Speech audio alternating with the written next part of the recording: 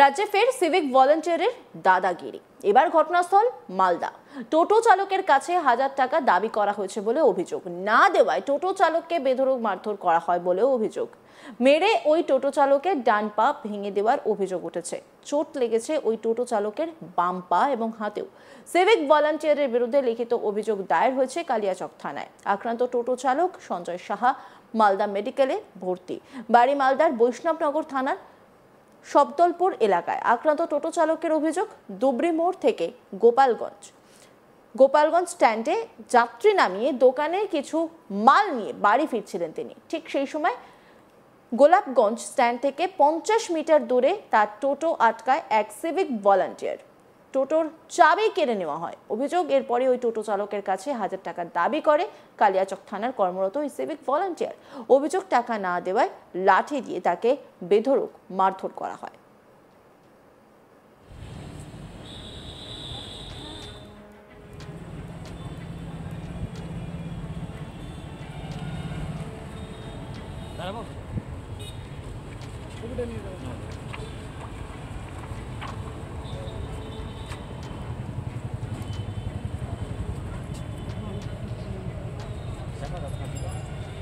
Sir এখানে দাও, আর এগুলো তো তাও মেরেছে, এখানে তাও মেরেছে।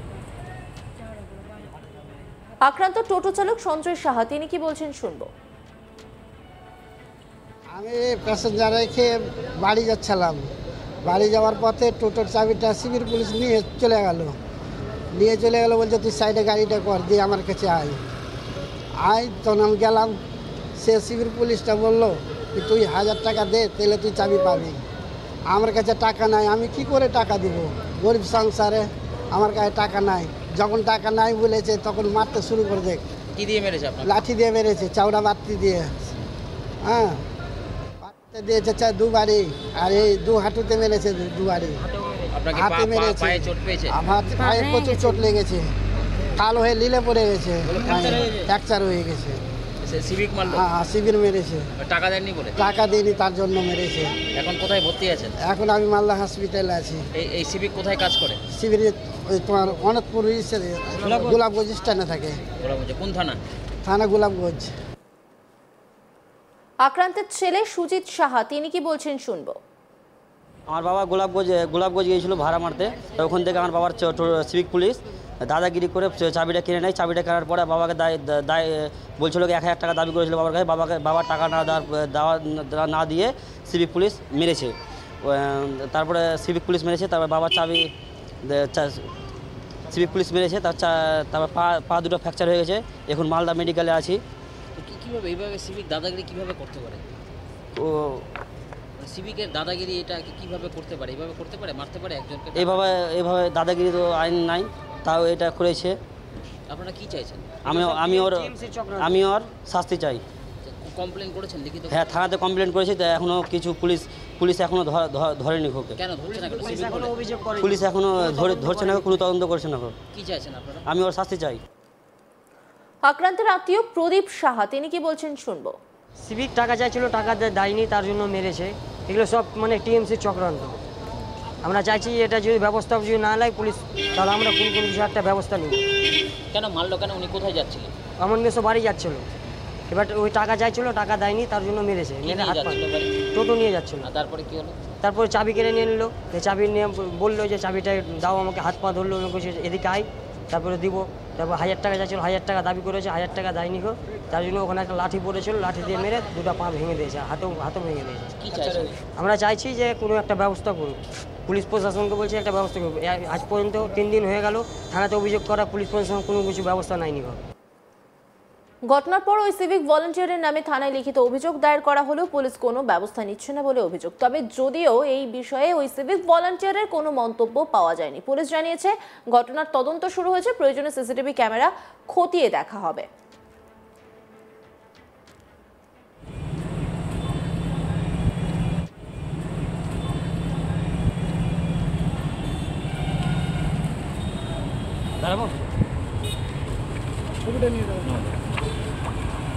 রাজ্যে ফের সিভিক ভলান্টিয়ারের দাদাগিরি। এবার ঘটনাস্থল মালদা। টোটো চালকের কাছে 1000 টাকা দাবি করা হয়েছে বলে অভিযোগ। না দেওয়ায় টোটো চালককে বেধড়ক মারধর করা হয় বলে অভিযোগ। মেরে ওই টোটো চালকের ডান পা ভেঙে দেওয়ার অভিযোগ উঠেছে। চোট লেগেছে ওই টোটো চালকের বাম পা এবং হাতে। আক্রান্ত টোটো চালক তিনি কি বলছেন শুনবো। আমি প্যাসেঞ্জার রেখে বাড়ি যাচ্ছিলাম, বাড়ি যাওয়ার পথে টোটোর চাবিটা সিভিল পুলিশ নিয়ে চলে গেল বলছে তুই সাইডে গাড়িটা কর, দিয়ে আমার কাছে আয় তখন আমি গেলাম। সে সিভিল পুলিশটা বললো যে তুই 1000 টাকা দে, তাহলে তুই চাবি পাবি। আমার কাছে টাকা নাই, আমি কি করে টাকা দিব? গরিব সংসারে আমার কাছে টাকা নাই। যখন টাকা নাই বলেছে তখন মারতে শুরু করে দেখ। কি দিয়ে মেরেছে আপনাকে? লাঠি দিয়ে মেরেছে, চাউড়া বাতি দিয়ে। হ্যাঁ, বাতিতে দিয়েছে দুবারই, আর এই দু হাঁটুতে মেরেছে দুবারই। আপনাকে হাতে মেরেছে, পায়ে চোট পেয়েছে? আমার পায়ে প্রচুর চোট লেগেছে, কালো হয়ে লীলে পড়ে গেছে, ফ্র্যাকচার হয়ে গেছে। সিভিক মারলো? হ্যাঁ, শিবির মেরেছে। টাকা দেননি বলে? টাকা দিইনি, তার জন্য মেরেছে। এখন কোথায় ভর্তি আছেন? এখন আমি মালদা হসপিটালে আছি। এই সিভিক কোথায় কাজ করে? শিবিরে ওই তোমার অনতপুর গোলাপগঞ্জ স্ট্যান্ডে থাকে। কোন থানা? থানা গোলাপগঞ্জ। আক্রান্তের ছেলে সুজিত সাহা তিনি কি বলছেন শুনবো। আমার বাবা গোলাপগঞ্জ গিয়েছিল ভাড়া মারতে। তো ওখান থেকে আমার বাবার সিভিক পুলিশ দাদাগিরি করে চাবিটা কিনে নেয়। চাবিটা কেনার পরে বাবাকে দায় বলছিল 1000 টাকা দাবি করেছিল বাবার কাছে। বাবার টাকা না দিয়ে সিভিক পুলিশ মেরেছে। তারপরে সিভিক পুলিশ মেরেছে, তারপর বাবার চাবি সিভিক পুলিশ মেরেছে।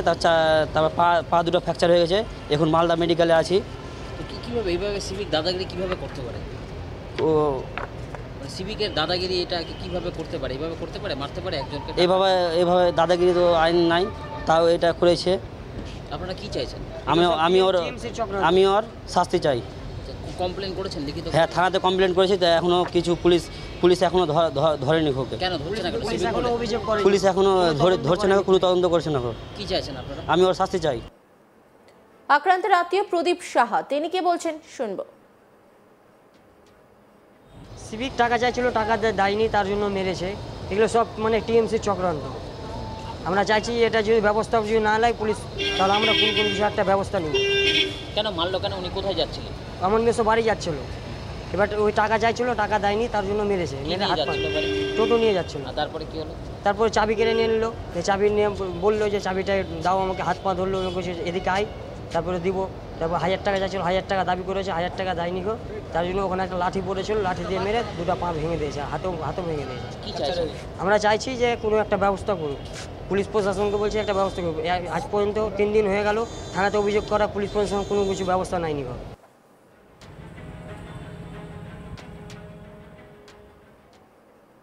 অন্যান্য খবরের আপডেটের জন্য অবশ্যই নজর রাখুন আজ তাক বাংলার ইউটিউব স্ট্রিমিংয়ে। লাইক, কমেন্ট, শেয়ার এবং সাবস্ক্রাইব করতে ভুলবেন না।